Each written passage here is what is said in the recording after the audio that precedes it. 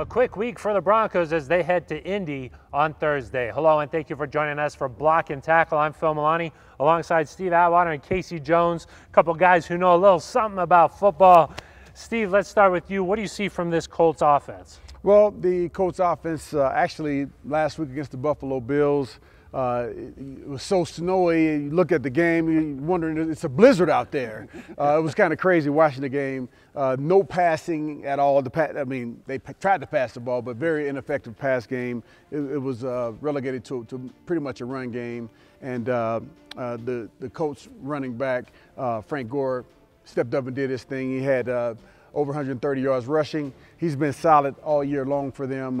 You know, he was a San Francisco 49er for 10 years before going to Indianapolis. He's been there for 3 years now. He's been doing well. And then at the receiver position, T.Y. Hilton. And on the season, he has about a little over 800 yards receiving. So, you know, he's antsy to get the ball in his hands. So we'll look for that as one of the keys this weekend. Make sure we're covering him. Yeah, T.Y., a different player inside on the turf than inside all that snow. Casey, on the other side, what do you see from that Colts defense? Colts defense is struggling. They've lost the last 7 of their last 8 games. They're giving up leading 375 yards each game, 27 points they're giving up each contest, and the league's worst 6.1 yards per play. They don't have an answer for anything. Last week, like Steve said, it was a blizzard. It could have been anybody's game.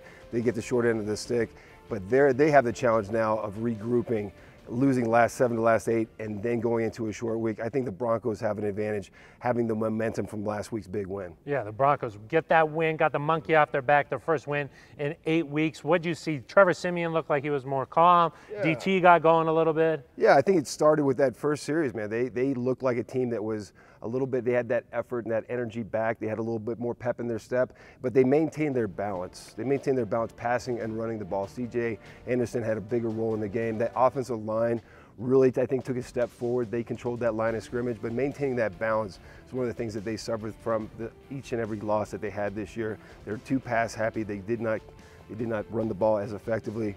But I think now with the momentum from last week, that they can keep running the ball, maintain that balance, they should be good up in Indy. And the defense posted a shutout. Hey, shutout, man. First time in quite a while. And it was really refreshing to see. The guys were fired up.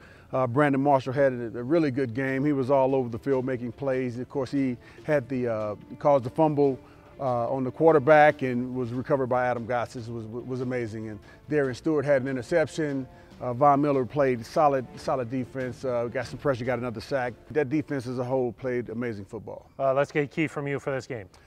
Key for me is we got to get pressure on the quarterback. Jacoby Brissett, he's been starting since the second game of the season, and he's been struggling. They haven't been doing well offensively, and I think if we can just put the dagger in it, in that Indianapolis Colts offense by Von Miller, Shane Ray, Shaq Barrett getting to the quarterback, I think that's one of the keys to us being successful is getting pressure on Jacoby Brissett. All right, and a key from you, Casey? 2 keys for me. You got to look good in those color rush uniforms, putting the D back on the helmet, and then again, it's carrying the momentum from last week, playing with confidence, maintaining that balance. I think the Broncos offense is going to look good this Thursday. No wins for 8 games, and now they have a chance to get 2 in 5 days. All right, that's going to do it for us. For Steve Atwater, Casey Jones, I'm Phil Milani. This has been Block and Tackle.